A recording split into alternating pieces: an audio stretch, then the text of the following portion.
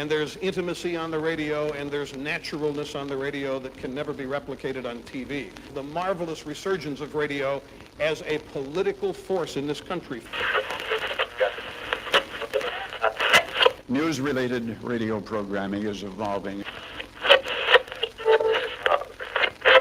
There's a huge hole in our dialogue that can be filled by the synthesis of traditional radio and the freedom that comes from a live podcast.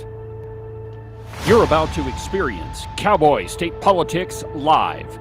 Here we go.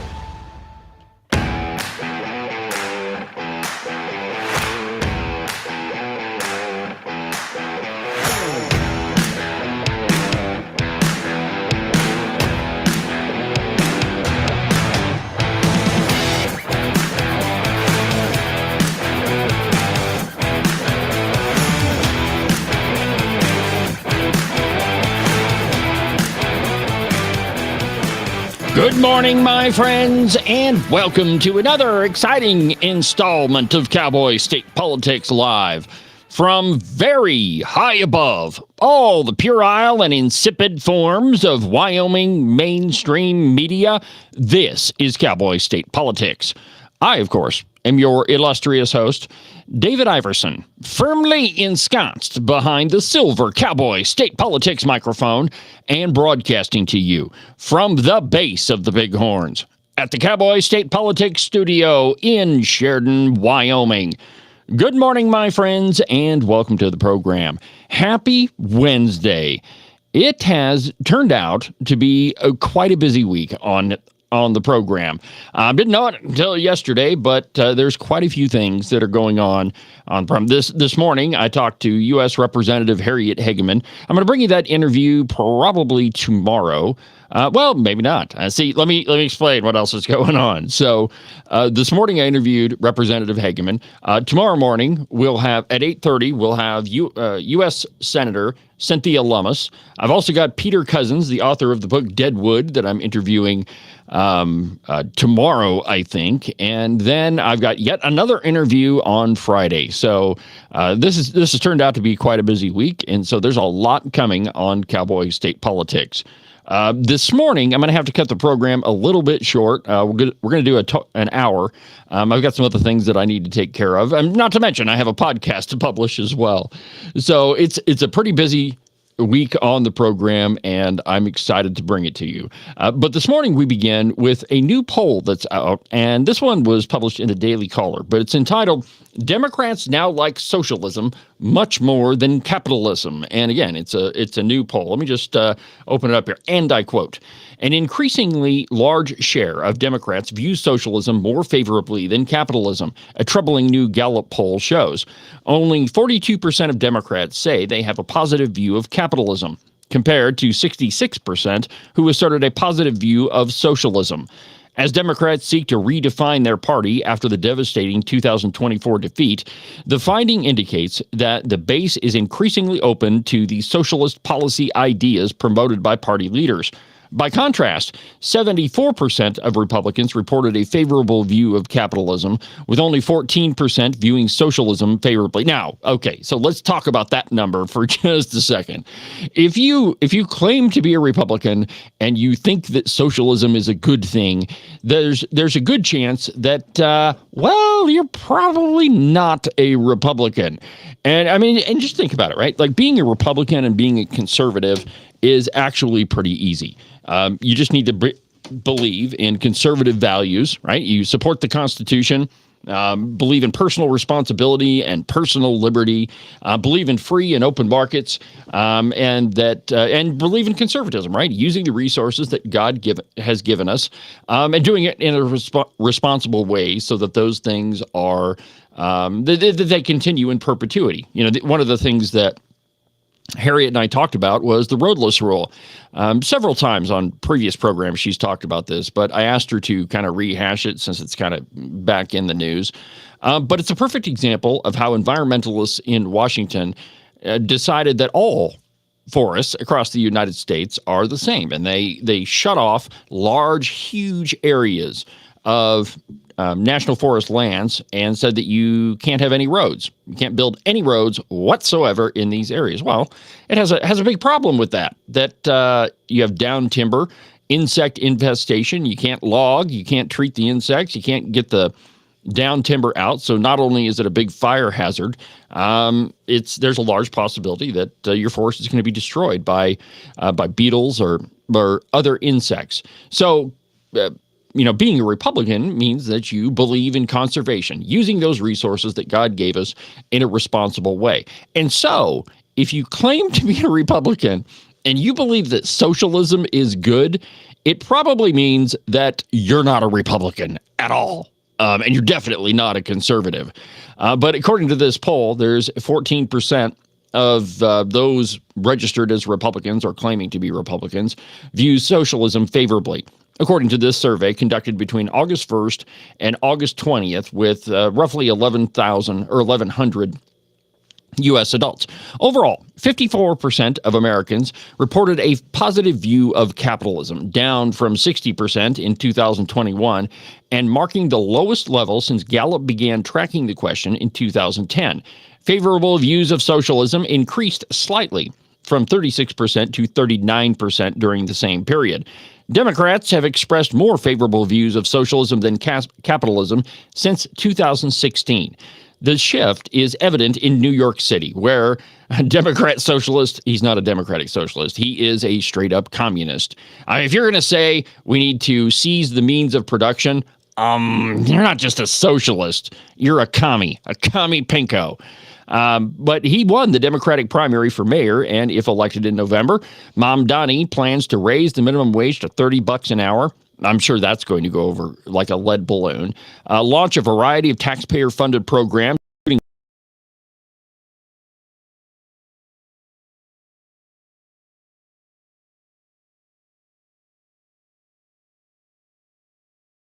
always been the guy that said that there's never been an election in American history that has ever been wrong.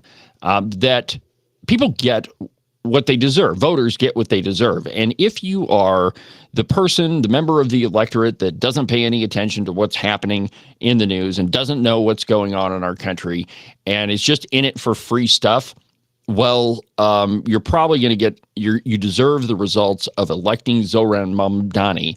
And it's going to be bad. But it's probably going to turn out pretty good for other states because all those people in New York that really didn't want Mamdani, but they were too darn lazy to get out and vote, well, they're going to leave New York City in droves because they're not going to be able to afford to live there anymore or want to live there anymore. I mean, man, when you set up government-run grocery stores and you're taxing the rich and you are just generally making a mess out of the economy, I think there's a pretty good indication that a lot of people aren't going to be sticking around there for very long. So anyway, that's what's going to happen. But I think the point of this article is to show you that the American left has moved decidedly. And if they could move any further to the left, they have. And now remember, elections have consequences, and you're going to see some big ones in New York City. It's funny. The other day I was over in Buffalo helping Dad pick some apples. We've been making yummy jellies and jams for a while now, and we found this really beautiful apple tree. So I went over and helped Dad pick some apples off of the tree. And while we were there, we thought, well, we'll change his sign. Out in front of his property on Fort Street in Buffalo, he has this big, gigantic sign. And every once in a while, we put a message up there. Well, the message now says, the Big Apple has a worm, which is absolutely correct. Zoran Mamdani and the whole Big Apple is going to be pretty well worm-ridden before too long. So anyway, I mean, shocking numbers coming out of Gallup, but I think that, given the political tenor of the country, that there really is no political middle right now. You're either on the right or you're on the left. And boy, if you're on the left, I mean, you're way out there. So anyway, keep your eyes peeled on that one. Now, here's another interesting piece. You remember Hands Up, Don't Shoot? during the BLM riots, there were protests all over the country in I believe it was in Missouri. Yeah, Missouri.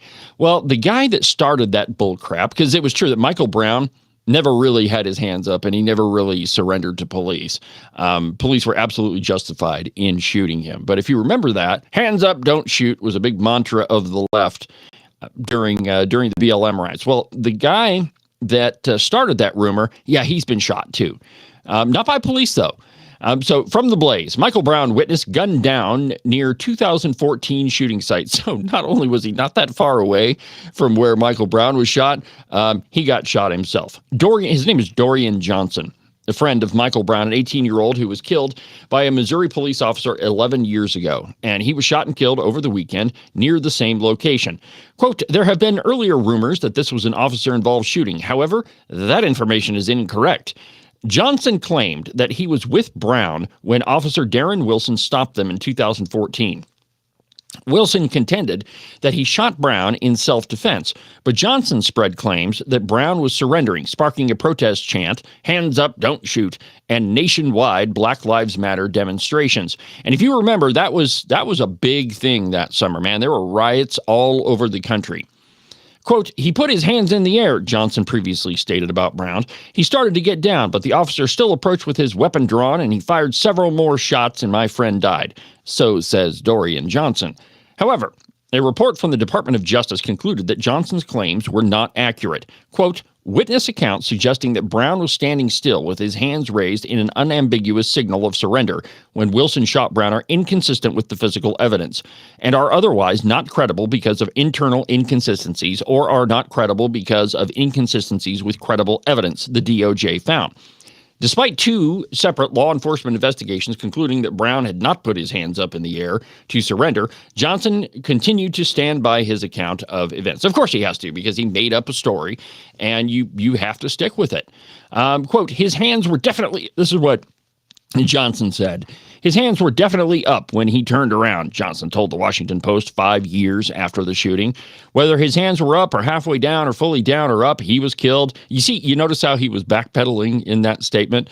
Anyway, he was killed and he was unarmed. He wasn't posing a threat. So, it started out that, he was totally surrendering. And now, 5 years later, after the DOJ is investigated, after all the physical evidence has been looked at, well, now it's different because, they may have been down or, they may have been up or halfway up or whatever. He was unarmed, which I don't know if that was true either. Well, in any case, one suspect has been taken into custody, but was later released without facing any criminal charges, Price said. An investigation into Johnson's death remains ongoing. So the long and the short of it is, this guy was killed pretty close to the site where Michael Brown was. And, nobody deserves to be shot if they're just a regular, law-abiding citizen. However, this was in a pretty rough neighborhood. And anyway, if I see any other stuff about this guy, I'll make sure I bring it to you. I just thought it was interesting that the guy that started the rumor, the false rumor about Michael Brown himself, ends up getting killed in that neighborhood. Let's see here. What else do we have? So the Emmanuel Macron's government has failed. Again, now, if you remember, it wasn't that long ago that Emmanuel Macron had to hold a snap election because and parliamentary systems were completely different than ours. You often hear the word coalition government. Well, that's when you have a number of different parties in your political system, and a couple of them decide to get together to support one leader. And so you may have different political parties, but they're supporting the same guy, and it ends up being a coalition. You might agree on, I don't know, a couple of different issues, and that's why you support one guy. Well, according to the BBC, why the French prime minister had to go and what happens next. Well, first, Emmanuel Macron is a socialist. The French government pretty much overall is socialist in many respects, and Macron, he's the head guy. I would think for U.S. interests, Emmanuel Macron is not really a friend of Donald Trump. And it's a good thing for us that he's out of there, except, of course, that the French are probably going to elect another socialist.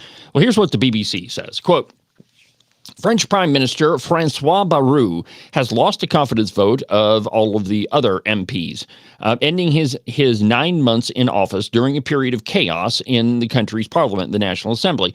Bayrou, 74, was the fourth prime minister in 2 years under President Emmanuel Macron, whose second term is in office is being overshadowed by political instability. The outgoing prime minister's minority government called for a 44 billion euro budget cut to tackle France's mounting public debt, and it is now effectively collapsed. The BBC looks at, let's see here. So here's what could happen next. Now, first, the article talks about how we got here. Let me just give you a quick little history of that.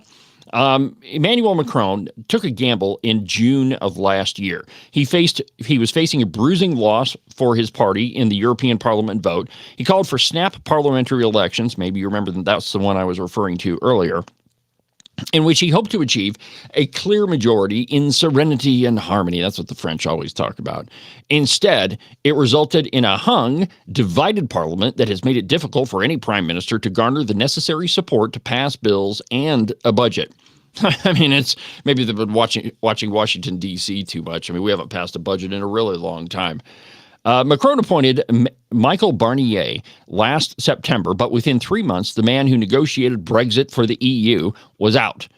The shortest period since France's post-war Fifth Republic began. Oh, and by the way, France has had like 40-some different constitutions. So anytime they mention, it's the Fifth Republic or the 12th Republic, whatever, it just means that they've changed the constitution and it's this brand new system. And when you've changed things 40 some odd times, this is what you can expect. And the truth is, right at the beginning of the French Revolution, they drew up what was called the tennis court oath, and it was I'm gonna have to go back and look, but shortly right around there, Thomas Jefferson was actually involved in writing the first French Constitution after the Revolution. Well, it was the tennis court oath only was in existence for, a very short period, and then they rewrote it. So this is kind of a thing that the French do. They change how they run their government all the time. But let's see here. Bayrou has now suffered the same fate. Just under 9 months since he came into office last December, he will formally resign. He was supposed to formally resign yesterday. Now, some parties, chiefly on the right and the far left, continue to clamor for an early presidential election. Macron, however, has always said he will not stand down before his term ends in 2027. Instead, he must now choose between appointing a fifth prime minister in less than 2 years. Now think about that, 2 years, and you've gone through 5 prime ministers. Holy crap, my friends. Now, I've often told you that Donald Trump has a pretty high turnover in his administration, or at least he did in his first administration. And when you're in business, that kind of makes sense. If somebody's not doing the job you hired them for, you get rid of them and find somebody that will do a good job. But 5 prime ministers in less than 2 years. I don't even know that any of them could really have enough time to get going, that we're going to be able to do a job anyway. Instead, however, he must now choose in appointing a fifth prime minister in less than 2 years who will face the same intractable opposition or call snap parliamentary elections and risk an even more hostile National Assembly. But the long and the short of this, my friends, is pretty much across Europe, there's political instability. Think about the UK for a minute. They have a radical Islamist pretty much running the country, definitely running London. They're arresting people for just posting on X or posting on social media things that somebody doesn't like. And so, that's just one example. But in Germany, that's not entirely stable either. So across Europe, there's political instability, and France and the UK, they're just they're just 2 examples of a much larger problem. And I think that problem boils down to just not listening to their constituents. Germany in particular, and Europe more generally, has been focused on climate change. They've been focused on, enacting policies that are just in service to their radical green agenda and don't really pay any attention whatsoever to their citizenry at large. So it's no small wonder that they're having problems keeping a prime minister or anything for that matter. So anyway, we'll keep an eye on France. By the way, I mean, France, there's a lot of reasons why they just suck, but I'll keep an eye on it for you. Now, yesterday I brought you the story of the Ukrainian immigrant who was killed, that young woman who was killed on the North Carolina subway in Charlotte, and how the media really hasn't paid any attention to it at all. In fact, there haven't really been any media stories. And I was watching the news last night. I think maybe it was on Sean Hannity. But a lot of left-wing media outlets have used this killing, this murder, for political purposes. And none of them are really talking about why it happened. That the guy that killed this Irina Zarutska's, yeah, that's her name, Irina Zarutska, how they're not really talking about the murder, and they're definitely not talking about the reasons behind it. But those are simple. That in Charlotte, in North Carolina, and in many other towns in America, we just haven't been prosecuting criminals. No bail laws allowing criminals to just walk scot-free after they're caught, and they get arrested multiple times. And the guy that killed her had been arrested 14 times. 14. Now, you got to think that one of those would have been enough to hold this guy. And if the justice system in Charlotte and in North Carolina more broadly was functioning at, the way that it was supposed to function, this poor girl would still be alive. Well, now the left is trying to scrub references to Irina Zarutska's killing, her slaughter, by this violent thug. And it's happening on Wikipedia. There's a piece in The Blaze. And this is what the left does. Pay no attention to the other hand. Don't even look at the guy behind the curtain. And then if you don't know about it, it can't be used against the left. Well, Wikipedia editors are now trying to scrub any record of Irina's murder. And here's how it starts. Quote, "There is a battle underway at Wikipedia over whether to document a Ukrainian refugee's murder, allegedly by a career felon." Well, he's been arrested 14 times, so yeah, it's a pretty good career. So Zarutska, a 23-year-old refugee from Ukraine, was savagely stabbed to death late last month. And by the way, and that's another thing, this story is 3 weeks old. 3 weeks.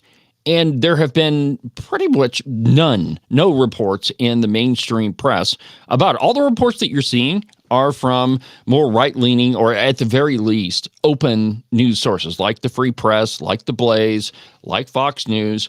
And I guess you could make the argument that they're kind of right-leaning, but those are the only people that are reporting on this. And the imposed ignorance of this story. And that's a phrase I need to write down. Imposed ignorance. They've just been ignoring it. And the idea being that if they ignore it, then the story will go away. It will just die, and Democrats can't be held accountable for it. Well, now they're trying to scrub it from the internet. Liberal media outlets, and quoting again, have made a habit out of sensationalizing certain deaths, like George Neely in 2023, or George Floyd in 2020, or Michael Brown, the story that I just told you about. But they appear desperate not to acknowledge this killing. CNN, for instance, waited until Monday morning to report the stabbing. NBC News, the Associated Press, ABC News didn't report on Zarutska's slaying until later in the day, just around the time President Donald Trump noted that he had expressed his love for Zarutska's family and his hope that her killing was a reminder that there are evil people in the world.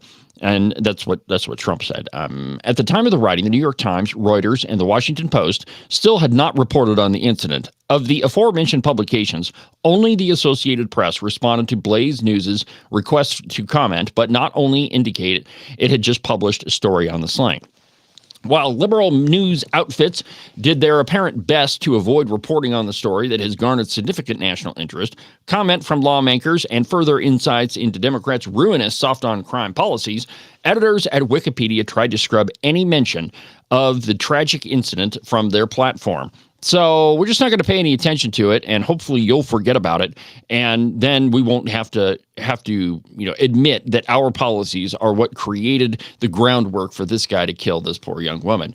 Now, footage of the August 22nd slaying shows Zarutska enter a train, and if you've seen the video, I told you yesterday, I'm just not going to play it. It's horrific. I showed you a picture of it instead, which, by the way, I think that's the one picture that will paint 1,000 words for the 2026 campaign for the Democrats. That one picture will be enough to destroy any Democrat candidate. And here's the truth, that if a Democrat wants to get elected, they're going to have to admit that the Democrat policies that they've been focusing on, and this might be their undoing anyway, but they're going to have to admit that it's Democrat policies that have created the conditions for which all of this stuff can happen.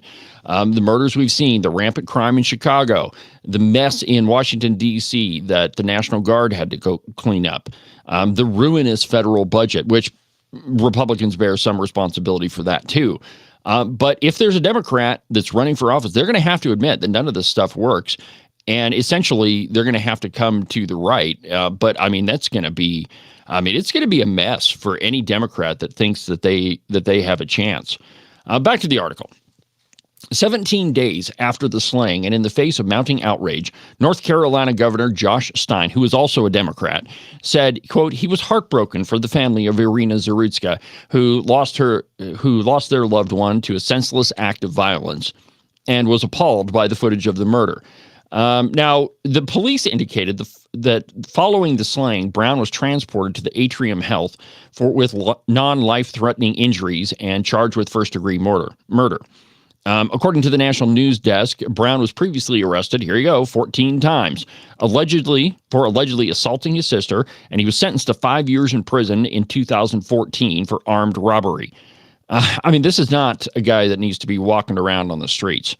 On Saturday morning, with a handful of Wikipedia editors got to work detailing what happened to Zarutska, only to find that their efforts were frustrated by radicals who were alternatively keen to leave the public in the dark about it. So, erase the news, and if it doesn't appear anywhere, then obviously it didn't happen. But that's what the Democrats are going to have to do.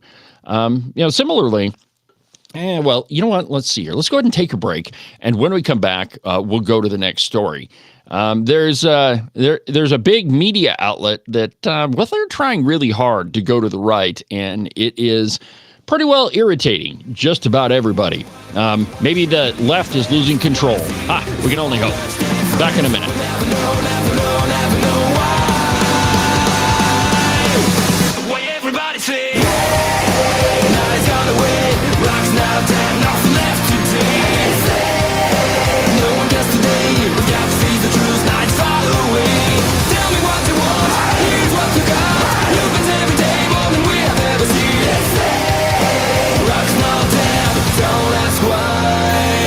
It's spring-ish in Wyoming.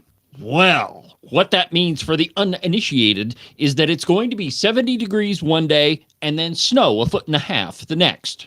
And really, if you don't like those two options, just wait a little bit. The weather will change. I know, it sounds a little stressful, but really you should put your mind at ease and buy a pair of socks from the Buffalo Wool Company. They'll keep you warm and dry even on the nastiest, coldest spring-ish day, and they'll keep you cool and dry even when it's 75 and sunny. To get you a pair, go to their website, thebuffalowoolco.com. Trust me, you're not going to be disappointed. Are you one of those guys that listen to the president just a little bit too closely, and now you're tired of winning? Are you getting the feeling that there's been way too many good things happening in our country and you just can't take it anymore? Well, if you are, and you think you should follow Rosie O'Donnell's example and get the heck out of Dodge, you need to call Rebecca Bextel at eXp Realty. She'll make those foreign country living ideas a reality for you. All you have to do is call 307-699-3519, and she'll make sure some freedom-loving, red-blooded American will now live in the home that you no longer want. If you want to sell your house, or if you want to buy one that's way better than the house you have right now, give Rebecca a call. Again, her phone number is 307-699-3519. I've never felt the freedom like I do. I feel stronger every day, don't you? Well, I can show you how. A new day, a new way. Watch out, I'm only gonna get stronger. A new day, a new way. Watch out, I'm only gonna get stronger. A new day, a new way. Watch out, I'm only gonna get stronger. A new day.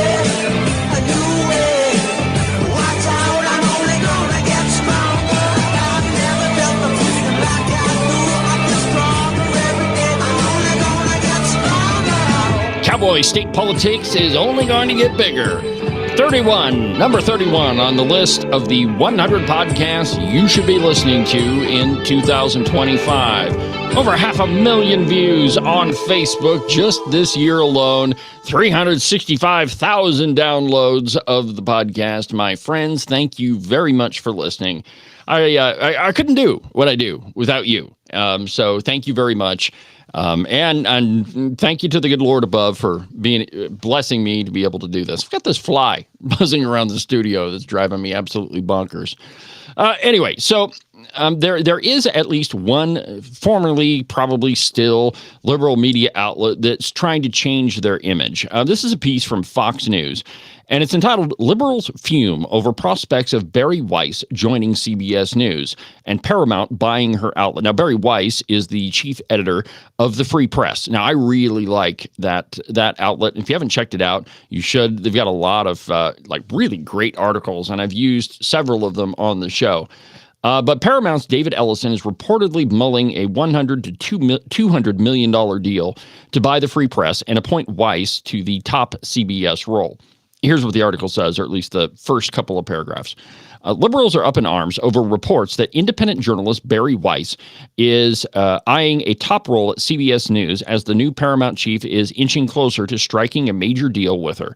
Puck News reported Wednesday that Paramount CEO David Ellison, who just took over the company last month after his $8 billion merger with Skydance, is at the 1 yard line with his plans to buy Weiss's online publication, The Free Press, and appoint her to a top editorial position at the struggling broadcast network. Weiss, a classical liberal who... All right, so what is a classical liberal? So this goes way back to before the Revolutionary War.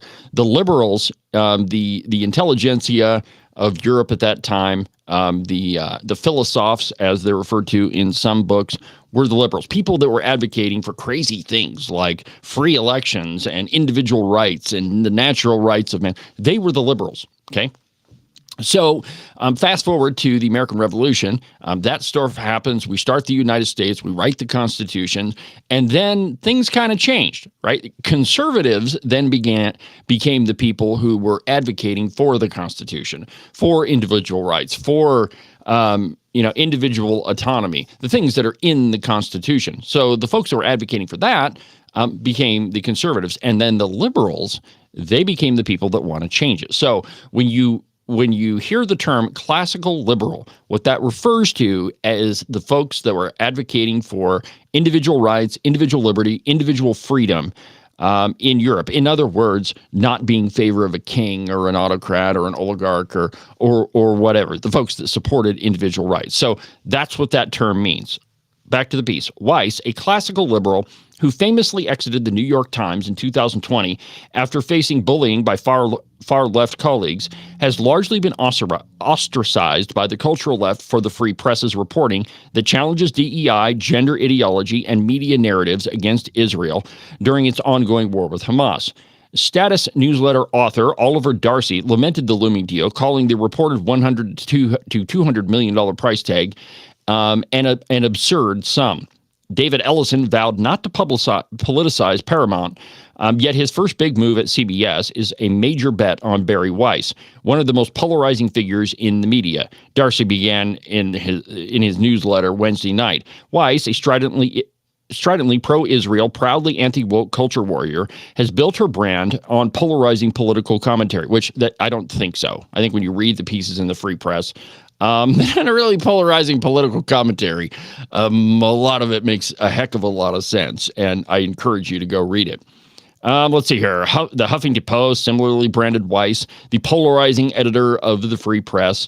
So what the outrage from what you're seeing here, the outrage from the left is that there might be a major media outlet that might just be making an attempt to be not right-leaning, but fair.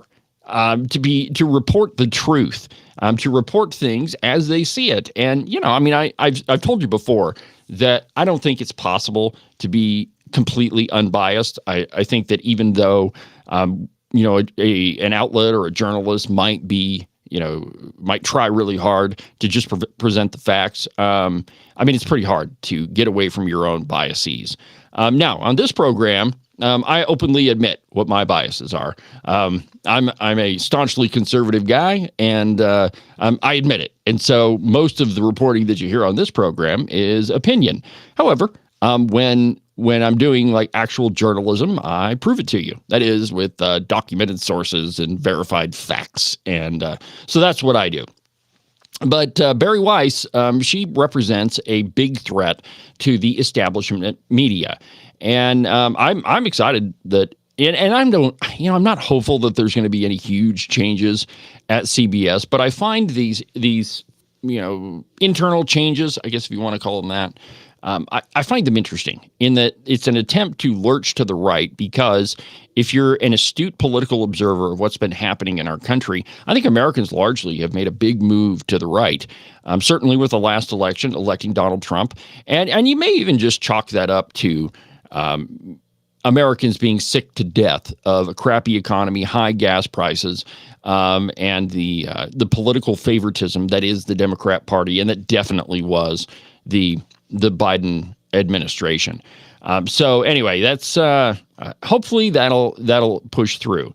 There's a piece in the New York Post, and again, this is Zoran Mamdani, but this might be the first signal that the wheels might be coming off his campaign. We're getting to the point where his rhetoric isn't going to be enough, right? You have to talk about policies that might actually work. And I'm not referring to the government-run grocery stores or the minimum wage at $30 an hour or anything like that. But the New York Post, mumbling Zoran Mamdani serves up a word salad instead of straight answers to pressing New York City issues in a recent spat of interviews. So there's been a couple of them, and I've got a piece of sound for you here. And I guess let's just go ahead and start with that.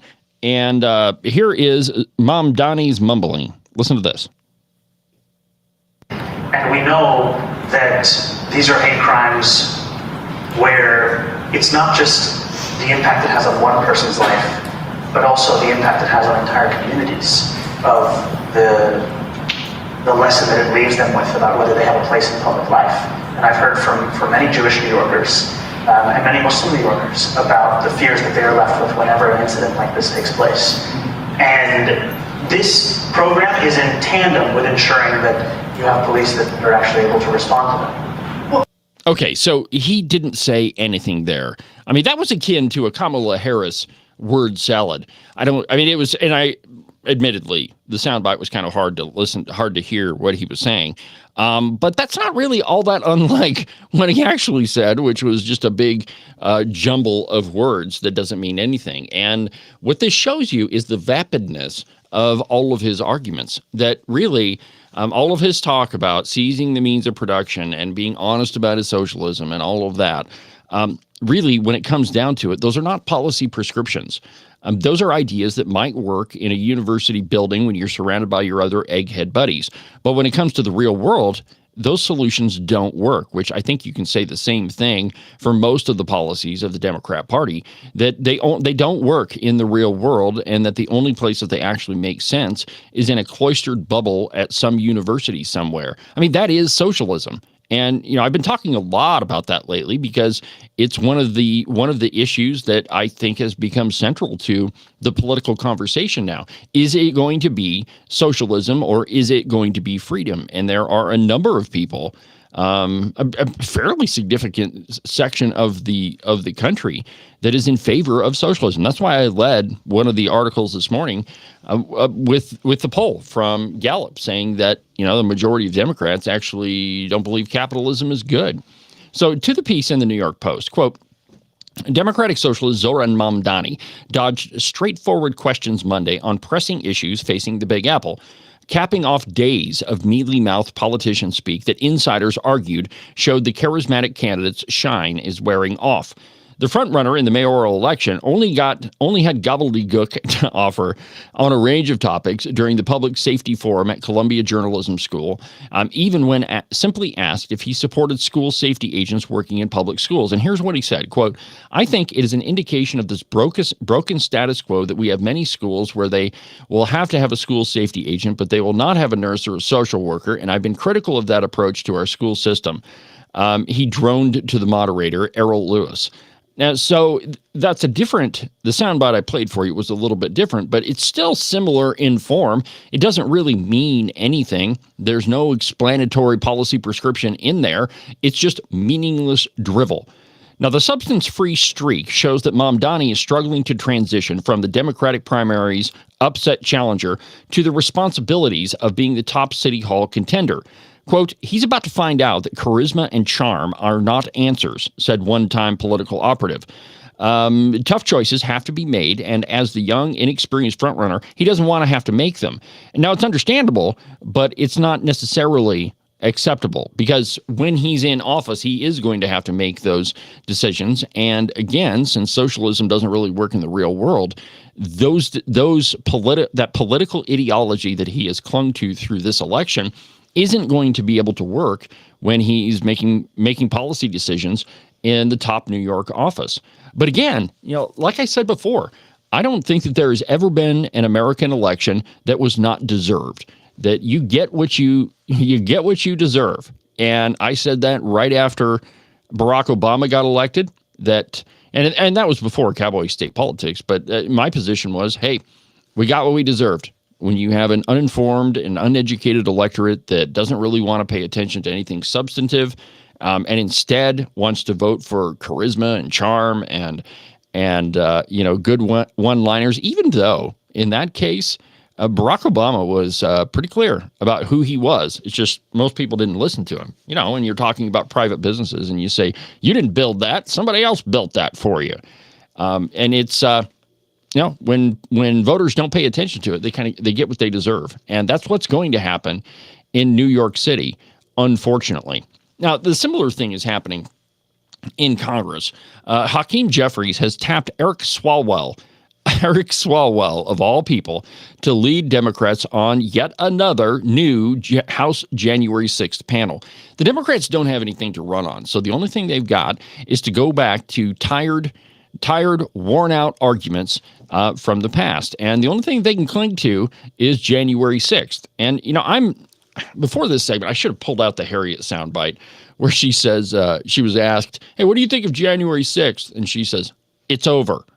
Move on, or something to that effect. Well, that's what the Democrats should do. But instead, Jeffries taps Eric Swalwell, the guy who was sleeping with the Chinese spy, to lead this new House January 6th panel. This is in justthenews.com, and I quote, House Minority Leader Hakeem Jeffries on Monday nominated California Representative Eric Swalwell to be the top Democrat on the newly minted January 6th panel. Georgia GOP Rep. Barry Loudermilk said, who led the House investigation into January 6th in the last Congress, will lead the new select subcommittee, which is investigating the riot, and the previously Democrat-run January 6th Select Committee. Jeffries also selected representatives, and listen to this list, Yasmin Crockett of Texas and Jared Moskowitz of Florida to serve as the other two Democrats on the panel. House Speaker Mike Johnson gets final approval of all members, but Jeffries is allowed to name 3 Democrats for the select subcommittee. Quote, instead of lowering costs for everyday Americans, House Republicans are once again trying to rewrite history and corrupt our electoral system, Jeffries said in a statement. House Democrats will continue to forcefully and aggressively push back, as we did with Donald Trump's second impeachment. Okay, on and on and on. But I think what you should take from this is that the Democrats, they don't have anything new. They don't have anybody on their backbench that they can run really in 2028. And they certainly are probably going to get, I think they're going to get shellacked in the 2026 election when the results of all of their policies end up rearing their ugly heads, like the killing of Irina in Charlotte. That is a direct result of the policies of the Democrat Party, of which Hakeem Jeffries and Eric Swalwell and Yasmin Crockett and all of those folks are absolutely in favor of. And so when you look forward to next year's election, it's going to be pretty slim pickings for House Democrats. The only thing they've got to run on is January 6th, and that's been over for years. And I think that to a large degree, it's been proven to be almost entirely apocryphal. Just think about that book that was put out by a Capitol Hill police officer, where almost all of it was proven not to have happened. And all you have to do is look at the video footage from the Capitol that day. There were Capitol police officers leading people around. The guy with the horn hat, yeah, he was being led around by Capitol police officers, and they actually showed him the door into the House chamber. So, I mean, there's a lot of truth that's come out of there. And I don't think that Democrats are going to, and I'm sure maybe it'll rile up their base. But, I mean, I don't think that it's really going to have any effect whatsoever. Similarly, the same old tired line that Republicans are white supremacists. PMS NBC had a liberal analyst on there. And let's see, what is her name? Well, we'll get to it. I'll read you the first couple paragraphs, then I'm going to play you the video, where she claims that 11% of U.S. troops are white supremacists. Oh, my God, my friends. Former federal prosecutor Maya Willie, there's her name, should have looked at the first line of the article, said on PMSNBC Monday that an estimated 11% of U.S. military personnel are white supremacists. Oh, my God. And again, PMSNBC, who I can't wait until they start using their MS Now name, but it's to allow this person on the air, and maybe they didn't have any idea that she was going to say this, but I mean, come on, it's PMSNBC, so you know that this sort of stuff is going to happen. The Supreme Court on Monday granted that the Trump administration's request, quoting now, to lift restrictions on immigration raids in Los Angeles, with Justice Brett Kavanaugh concurring that the judiciary, quote, does not set immigration policy or decide enforcement priorities. During a segment on Deadline, White House, Willie said that America could be approaching a reckoning if its institutions fall to confront rising authoritarianism and racial profiling. Quote, we may come to that reckoning very soon in this country where our military says we won't do it anymore. Absolutely ridiculous, but let me go ahead and play this video for you. It's just, it is absolutely incredible, my friends. And the left wonders why nobody watches their bullcrap stations. Here's a good example of that. Washington, D.C.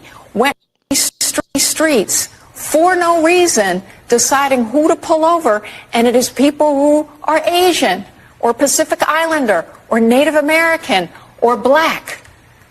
It is racially profiling, but it is coming for everyone. And the point here about the military is going to become much more crucial. Because as we've seen in other countries that have faced this kind of authoritarianism, it is when the military says we won't do it anymore. And we may come to that reckoning very soon in this country where our own military says we won't do it anymore. The other thing that we have to remember, and we have veterans who have been calling this out for a while and saying that the military has to take more action, even before this administration came into power, is we have a lot of military who are deeply concerned and troubled and don't want to do this. But there is, by some estimates, 11% of military that are white supremacists or other white extremists. Oh, my God. In the military. All right, I can't take it anymore. There is, and I don't even know who thought it was a good idea to put this woman on. And I think that there's another point here, too, that allegedly this Maya Willie, and the Daily Caller piece says that she is, but that she's a former federal prosecutor. So, which means that she was a U.S. attorney. These are the type of people that the Democrat Biden administration put into positions of power. Just think about that she actually believes that 11% of our military are white supremacists, that we're going to have a problem in this country because the military is not going to do their job. Oh, my God, my friends. Now, the administration urged that the justices in August to block a district court order that barred immigration agents from considering race, location, type of work, or Spanish language use during stops. They argued that the judge had no authority to micromanage immigration enforcement, particularly in a region where 1 in 10 individuals is in the country illegally. Think about that. 10% in this specific area, the people are there illegally. 1 in 10.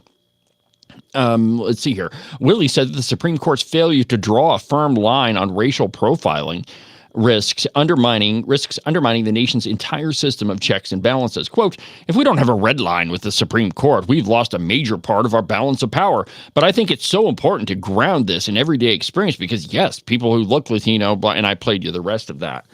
But it is not the court's job to decide policy, although that the Democrats want that. I mean, it is, and we even have this problem in Wyoming too, where you have judges that are writing policy. And the best example of that is in Teton County in Melissa Owens, who out of whole cloth wrote into Wyoming law that abortion is health care. That doesn't exist anywhere in statute. It's not in the Constitution. It doesn't exist anywhere. And Melissa Owens, just by herself in her own order, says that abortion is health care. Now, we don't know what the Supreme Court is going to do, but the Wyoming Supreme Court, rather. But it's this same type of belief that the judiciary is there to craft policy. And it's not. It is the executive branch. It's like when you boil it all down, the job of the executive branch is to execute the laws that Congress passes. And it's the judicial branch's job to decide over facts of matters of law. Did you violate the law or not? Does this policy comport with the law when it's challenged? That's the role of the Supreme Court. It's not to draft law. It's not to create judicial activism. And this whole idea of judicial review. And I've been trying to get a couple of people on the program to talk about this for a while, and we kind of got into it with former Chief Justice Kate Fox. But we really have to take a really close view, a close look at how our judiciary functions, because it's not functioning as a check and balance. It's functioning as taking over the role of the legislative branch in many, many cases. Now, there are God, I don't even know how many lawsuits are against the Trump administration now, but that's what the Democrats are attempting, to use the federal courts to, stall policies of the administration, to write law out of whole cloth. And that's not the job of the judiciary, however much the Democrats want it to be. And it's, my friends, we've got to get back to becoming a nation of laws and not a nation of men. And it's when the Democrats were in charge, I mean, just think about the prosecutions of the January 6th folks. Of if you were a political ally of Donald Trump, then you got prosecuted, thrown into prison for, contempt of Congress. Steve Bannon did that. There were several others. And the only crime that they were guilty of was, not obeying a subpoena, which I'll admit is a crime. But if it were a Democrat and, Eric Holder was held in contempt of Congress and he wasn't arrested, I mean, he was the attorney general at the time. When Democrats are in power and they refuse a subpoena of Congress, nothing happens to them. But if you're a Republican, you're met at the airport and put into shackles and arrested. I mean, it is absolutely amazing, my friends. And again, we've got to get back to becoming a nation of laws. That's how our country was started.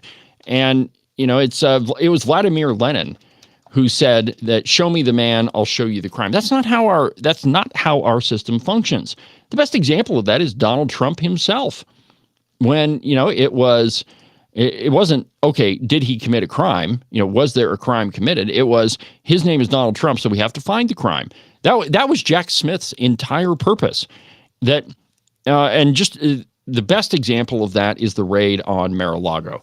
That the president has the ability, and he's the only one that can do this, to declassify any information that he wants. So any document that was at Mar-a-Lago, Trump was legally in possession of it because he was the president. When he was packing up his stuff in the Oval Office, from the Oval Office and the White House, any document that he wanted to, he could declassify it, and he didn't even really have to tell anybody. But it was the abuse of the Justice Department to find something on Donald Trump to put him in prison. And if you have any doubts about that, look at how many times they tried to prosecute him. And I saw a piece earlier that an appeals court has affirmed that dumb judgment against the feminist writer. And, that one's going to get appealed to the Supreme Court, and it's going to be thrown out as well. But it's the Democrats, they don't view our system as being that we are a nation of laws. They view it as being a nation of men. And that's one of the key differences between Republicans and Democrats. We see the role of the government to protect individual rights. the Democrats see the role of government to create rights and to, push their agenda. I mean, and if you think of there's any, what do I want to say here? That there's, if you have an argument against that, I mean, just look at what they did during the Biden administration. How many people were prosecuted for their only crime for being friends with Donald Trump? I mean, that was the only thing that a lot of these folks were, that was the only thing they were guilty of. And many of them had their lives ruined simply for being friends with Donald Trump. Now, the other thing that I saved, and perhaps I should have saved a little bit more time this morning, but there was an attack in Qatar, it depends. You can pronounce it several different ways. But the Israelis took out some leaders of Hamas in Qatar. And the liberal media is going bonkers about, how that was absolutely horrible. Well, ask yourself, have we done the same thing? What about Osama bin Laden? Did we tell Pakistan that we were coming for him before we killed him? Did we give them the tip that, hey, we're sending in a team to kill your terrorist guy? No, we didn't. We didn't warn them. No, we didn't send rockets in there. We didn't send, it wasn't an airstrike, but it was very much the same thing. If there was another country that was harboring people who had committed acts of war against America, I think that we would do the exact same thing. Doesn't mean that we have to like it, but we do have to be kind of circumspect about what that was. And there is a lot of anti-Semitism online. I mean, I've seen it from people that I thought, were generally pretty solid conservatives. But I think that we tend to take, isolated incidents and we in a dishonest attempt we dishonestly try to extrapolate them to cover all instances. And the truth is that Hamas committed an act of war, and that war is still ongoing. There really is no meaningful ceasefire. And so I'm absolutely in favor of it. Yep, take them out. We did the exact same thing in Pakistan, and there's been several other places. The killing of Soleimani, and there's several others. But my friends, we've got to, and Hamas, and here's a great piece from the Free Press. And I would just go mention it again here. I pull it up. But the title of the piece is Hamas thought Qatar was safe. Israel proved otherwise. Let me just read you the first few paragraphs. For more than a decade, Qatar has played one of the Middle East's most dangerous games in double dealing, hosting both the U.S. largest regional military base and also the political headquarters of Hamas. On Tuesday, the Sheikdom's ruling Al-Thani family ran out of luck. Israeli warplanes struck the offices of Hamas's Shura Council in downtown Doha, Qatar's capital, in a bid to assassinate the leaders accused of being involved in the October 7, 2023 attack on southern Israel and other terrorist strikes. President Donald Trump learned about the impending operation from the American military, but didn't warn Israel off of the attack, U.S. officials said. Instead, he notified Qatar's ruling emir and the prime minister after the strike began. Trump publicly directed his last warning to Hamas on Sunday, saying that it must accept a U.S.-backed offer to end its war with Israel in the Gaza Strip and return Israeli and American hostages held there or face unspecified reprisals. Now, we're several days past that deadline that Trump set. And let's see here if it says here. But anyway, how many days it is? But anyway, it was several days past Trump's deadline. U.S. officials told the Free Press that Hamas has offered few signals that it would sign on to the Trump-backed ceasefire deal and appeared to thumb its nose at the White House by claiming responsibility for a Palestinian terrorist attack in Jerusalem on Sunday that left 6 Israelis dead. So obviously Hamas is not interested in any sort of ceasefire or truce or anything, and their leaders have been camping out in Qatar. White House Press Secretary Caroline Leavitt sought to maintain distance between the U.S. and Israel after the attack, stressing that there was no coordination, no American military or intelligence involved in the operation, and that Qatar remained a critical American ally. But she still signaled that Trump approved it. Quote, "The president views Qatar as a strong ally and friend of the United States and feels very badly about the location of this attack," she said at the press briefing. After the attack, the prime minister told President Trump that he wants to make peace and quickly. President Trump believes this unfortunate incident can serve as an opportunity for peace. Some U.S. officials drew parallels between Israel's strike on Hamas in Qatar Tuesday and its June attack on Israel's nuclear facilities.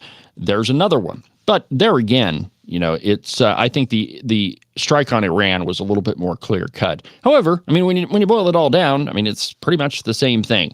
In both cases, Trump had put in place diplomatic deadlines that ultimately neither Hamas nor the Iranian government appeared willing to respect. With Iran, Trump followed up by launching his own strikes on 3 Iranian nuclear sites.